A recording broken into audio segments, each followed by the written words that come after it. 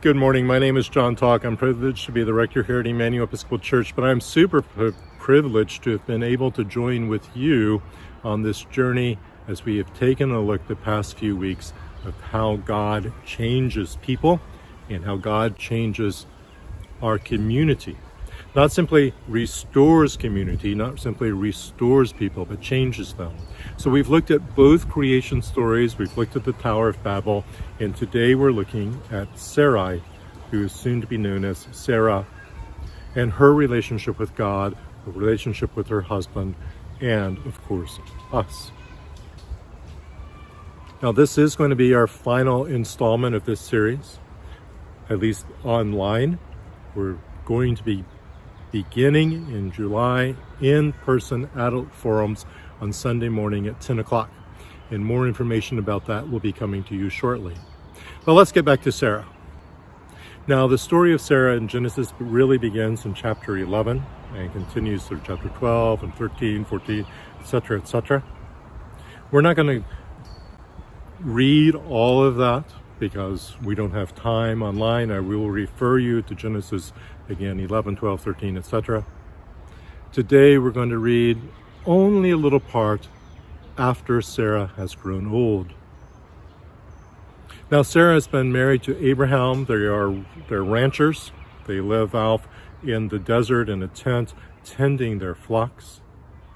Sarah has grown old. The tradition is that she's 99 years old. And three messengers of God, three angels, and in the Old Testament, an angel did not necessarily have wings and a harp, but rather an angel is simply the Greek word for messenger. So three messengers of God come to her, come to Abraham's tent. Sarah and Abraham provide hospitality to them. It's still a gender segregated community, so Sarah is in the tent and Abraham is outside talking to these messengers. And then they ask the question. The messengers ask of Abraham, "Where is Sarah, your wife?" And Abraham said to them, "She is in the tent." The Lord said, "I will surely return to you in the spring, and Sarah, your wife, may have a son." And Sarah was listening at the tent door behind him. Now Abraham and Sarah were old, advanced in age. It had ceased to be with Sarah after the manner of women, so Sarah laughed to herself, saying, "After I have grown old and my husband is old, shall I have pleasure?" The Lord said to Abraham, "Why did Sarah laugh and say, 'Shall I indeed bear a child now that I am old?'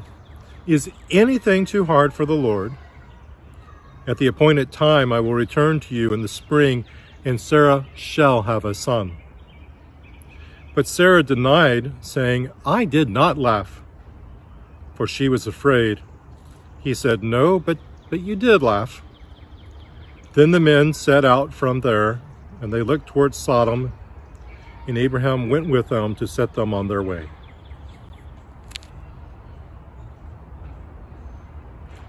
I don't know about you, but I laugh for many different reasons. Sometimes I laugh in the joy of relationship. I laugh with pleasure. I laugh with hilarity. I laugh with the simple excitement of being with people that I love and that I care for. We have a good time. We're playing games. We're telling jokes. We're eating food.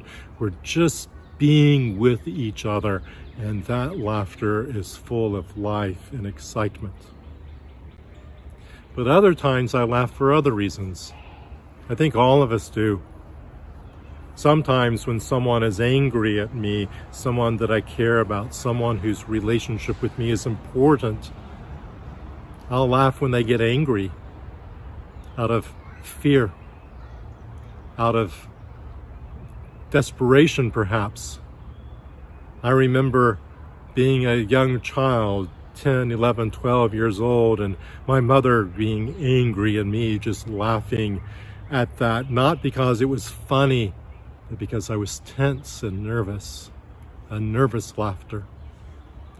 Other times we laugh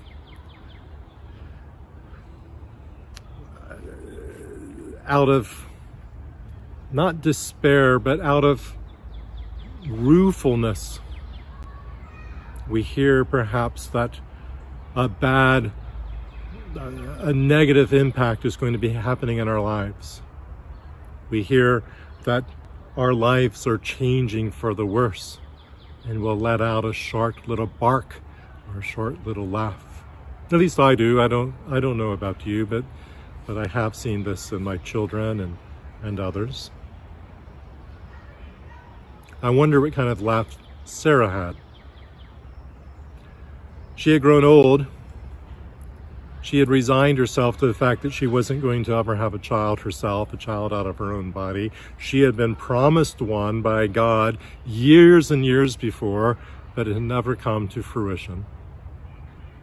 In fact, she had become so resigned to the fact that she was never going to have a child of her own body that she had a slave, Hagar, take her place in Abraham's bed, so that at least her husband would have a child. And she wasn't happy about this.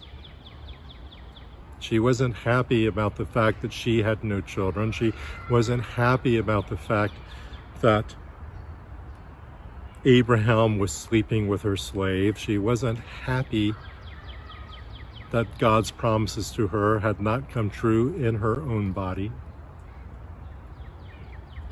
And so when the messengers of God tell her this, she laughs. And I can imagine that laugh being one of frustration or joy. Frustration or joy. And I pray for her that it was a laughter of joy. That it was a laughter of seeing God's word come into fruition. There was a laughter of seeing her in her own body become part of God's expanding world. There's a laughter of excitement about the possibility of raising a toddler when she's 101 years old.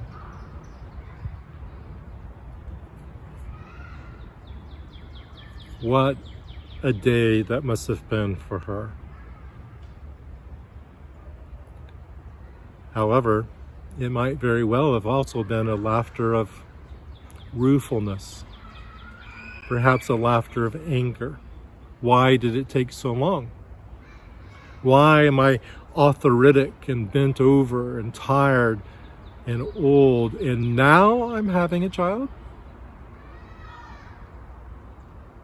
A laughter of not expectation, but of dread.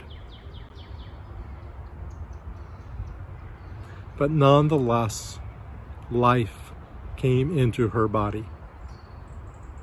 Nonetheless, regardless of what she thought about it, regardless of what that laugh was, she was changed.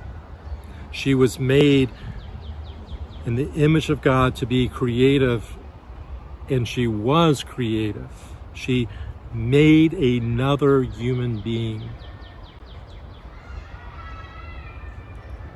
She made another human being who changed our world. I thank God for Sarah. I feel for her. I want her to have had joy and love and happiness, because that's who she was designed to be. I want you to have love and joy and happiness as well, because that's who you were designed to be. However old you are, wherever you are in your stage in God's journey, wherever you are in yourself, when you hear that God has new plans for you today, when God has a design for you to be the bearer of good news in this world, I pray that you may laugh with joy and expectation, that you accept this calling, that you hold it